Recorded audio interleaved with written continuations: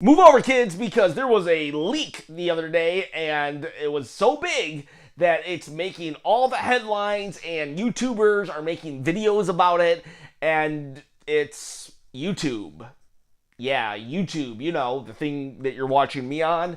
YouTube is coming to the Nintendo Switch, and I'm like, yay? Like, who cares? Seriously, who cares? I mean, don't get me wrong. I'm glad YouTube is coming to the Nintendo Switch, basically because I'm glad anything. I'm glad when anything comes to the Nintendo Switch, but who cares? It's like, do we really need to make this news? Are you just like, do you just want clicks? If that's the case, just say, make a video that says, I want clicks. And when you get to a certain level of subscribers, your subscribers will just click on you. You don't, I mean, YouTube coming to the Nintendo Switch is not a big deal. Like I said, I'm glad it's coming because the more stuff, the better. But who cares? And in this video, I'm going to tell you 5 other things that I just don't care about when it comes to Nintendo and or the Nintendo Switch. So let's get right to it. Number 5 is an internet browser. I'm like, an internet browser, meaning the Nintendo Switch doesn't give you the ability to search the internet, to go onto Facebook, to Google the latest Waluigi meme. You just can't do it. And it's like, who really cares? And Nintendo even tried it with the Wii U. They had an internet browser. In fact, out of all the internet browsers, that one should have been the most popular because it was the most convenient, if you ask me, because you had the gamepad, then you could have touched your letters with the touchscreen as opposed to having to scroll over with your joysticks. And, you know, big deal. It still sucked. I mean, and it's not because, oh, it was on Nintendo, it sucked. No, PlayStation internet sucks. You use the internet on a tablet, a phone, or your computer or laptop, desktop laptop. Heck, 8-year-olds have better cell phones than I do. And those same 8-year-olds have better iPads or tablets than my work does. All right? It's just the internet on your video game console is not a big deal. I would rather Nintendo be pushing resources to making top-notch games like Breath of the Wild, Mario Odyssey, than really pushing for a state-of-the-art internet browser. In all honesty, it's just Nintendo needs to be focused on their first-party lineup and pushing the Nintendo Switch and the business and the cell phones and all that to keep themselves a vibrant business. They are a video game company and not an internet browser. Number 4, Pro Controller not being able to be used on every game. All right, so this one, it can be a little annoying, even to me, but I'm still just like, all right, who cares? Because, so the games you can't play, 1-2 Switch, obvious, you can't play it. That's pretty much a tech demo for the Joy-Con, so nobody really cared about that one. Then there's The World Ends With You, again, can't use the Pro Controller. People were kind of annoyed by that, but it was a DS game to begin with, so I think people kind of was like, whatever. Mario Party, this one, the rumblings got a little bigger because it's like, hey, this is Mario Party, I want to play. But I think the 30-year-olds, they all started complaining about the fact that there wasn't a story mode for them. So they just kind of forgot about the fact that you can only Joy-Con it up. Now, Let's Go Eevee, Let's Go Pikachu's about to come out, and again, no Pro Controller, and I think this is the game that's going to push people over the edge and say, oh my gosh, Nintendo, why can't you give us the Pro Controller? And if they're willing to do this with Let's Go Pikachu, Let's Go Eevee, they probably are going to do it with more games. Thankfully not Smash. If they did it with Smash, then this might not be on the list, but they're not, and it's like, we need to let Nintendo do these things. We just have to let Nintendo play around and be as creative as possible. And sometimes that creativity leads to catastrophic failures like the Virtual Boy. Or sometimes they lead to catastrophic failures that actually lead to something better. The Wii U that led into the hugely successful Nintendo Switch. And the fact of the matter is Nintendo has to get this stuff out of their system, because if they don't get it out of their system, you know what they do? They just create the Wii. All right? They'll just throw away the controller and give us something brand new if we don't allow them certain games to have these funny little motion controls or whatever only. Because I'm telling you, the Wii, yes, I loved the Wii. The Wii was great. But after year 3, year 4, it did get kind of, well, you know, it was a one-trick pony. Yeah, a select few will be without your Pro controller, but just be quiet.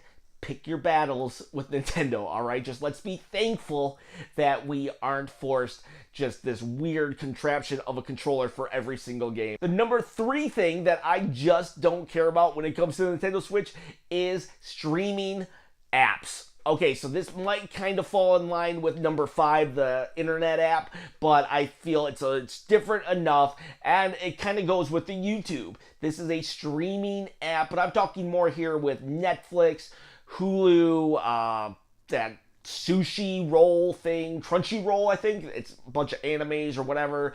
And then, of course, Amazon Prime, yada, yada, yada. There's a bunch of them now. I don't even know how many there are. There's so many ways to view these apps that it just, I mean, seriously, again, 8-year-olds have better cell phones than I do. So I think enough people can get by without Netflix on their Switch. I would rather Nintendo be pursuing third parties like Square Enix, Bethesda, and Blizzard than they would be trying to beg and plead for Netflix and Amazon Prime to come onto the Switch. At this point, Netflix needs to walk over to Nintendo and say, what do I got to do? Not the other way around. Nintendo has proven they don't need them. It's not a big deal. It would be nice. Not going to lie. It would be nice, but who cares? All right. We don't need it. I would rather be playing Diablo 3 than watching Dragon Age on Netflix. Number 2 is when a Nintendo Direct doesn't live up to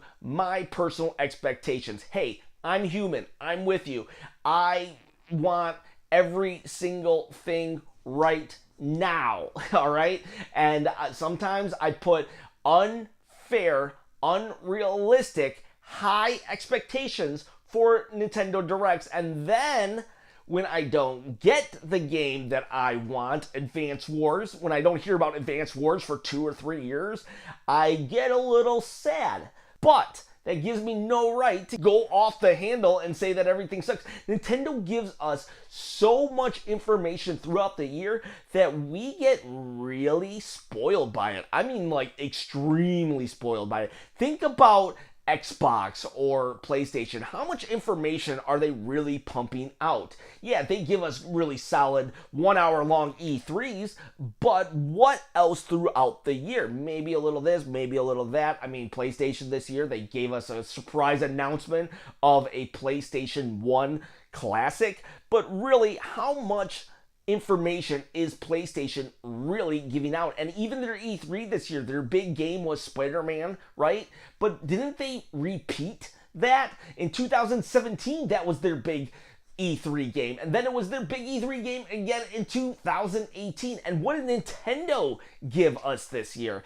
Nintendo, let's see. There was a Direct in the beginning of the year, then an Indie Direct also in the beginning of the year. Then they dropped Labo, and they said it was for kids and kids at heart out of nowhere. Then there was like a Mario Tennis Direct, a Nindy Direct, an E3 Direct, a Smash Direct, a Nindy that came out of Europe, then another Nindy Direct, then another Smash Brother Direct, and then they also dropped the Diablo in a really well put together advertisement out of nowhere. They also out of nowhere dropped another Labo device with downloadable content for Mario games.